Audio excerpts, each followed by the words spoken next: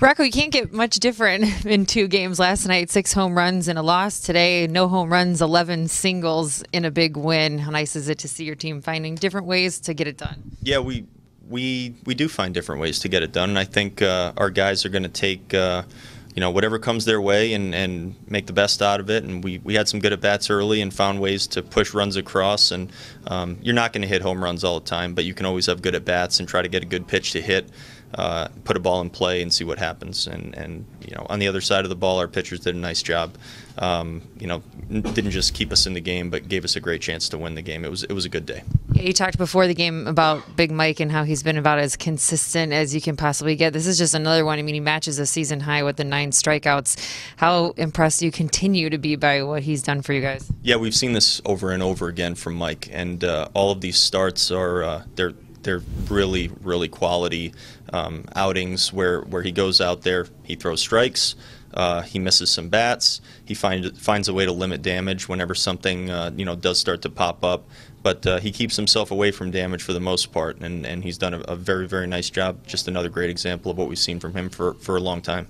Pretty special to see a guy make his debut and his first pitch is a 100-mile-an-hour strike and gets a strikeout and gets out of a jam there too. I mean, that had to have been pretty cool moment for you to watch. Yeah, Brusdar threw the ball very well. He pounded the zone, and I wasn't completely sure that I didn't realize he threw so many ground balls. I mean, he throws 100 miles an hour. He gets great action on his pitches, and we got to see exactly what it looks like. We get to see some swings, and I think some of the hitters were probably waiting to see him pound the zone first and throw some strikes. He did. He forced them to swing, and we saw some of the ground balls that he typically throws. He got his first strikeout out of the way, first of many, I'm sure. So it was a great day, and being able to do it and finish the game in the 9th inning, I'm sure was very special. Did you ask Wes what he said to him out there? Because it seemed to get the job done.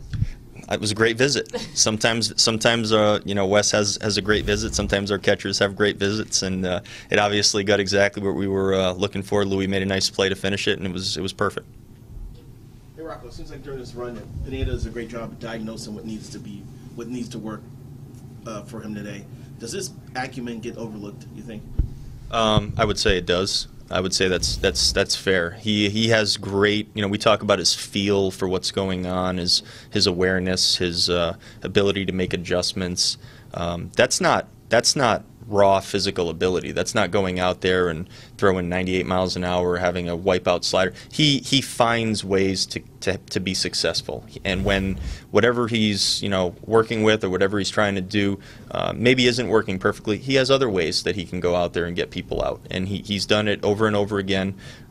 He relies on a lot of different factors to get his swings and misses and his outs and to get deep into games.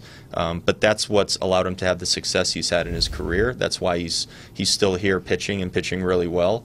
And it's really what's gotten him here. He has good ability, but he has all of those other things too in spades.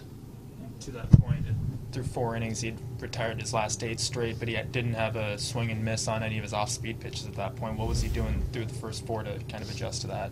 Well, I think at different points in the game today, Big Mike was probably relying on different things, and he even threw some.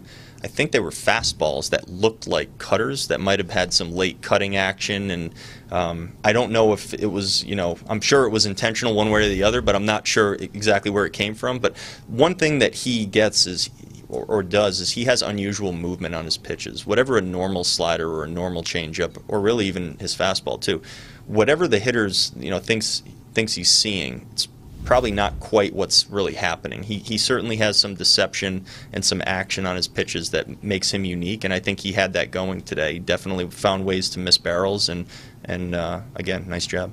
So are you guys looking at watching Graterol on the mound, or are you guys looking at the scoreboard for the radar gun when he's out there? We're just watching him. The radar gun doesn't mean a ton to us in the dugout. The results and the execution of the pitches, that's what matters. And it's not easy to lock in the 9th inning, pitching in your first game in the big leagues. And he went out there and he went out there and threw quality strikes over and over again, and that's what forces the hitters into swing mode. And when he's able to do that, I think if he's going to do that going forward, he's going to have a ton of success. Was it one of those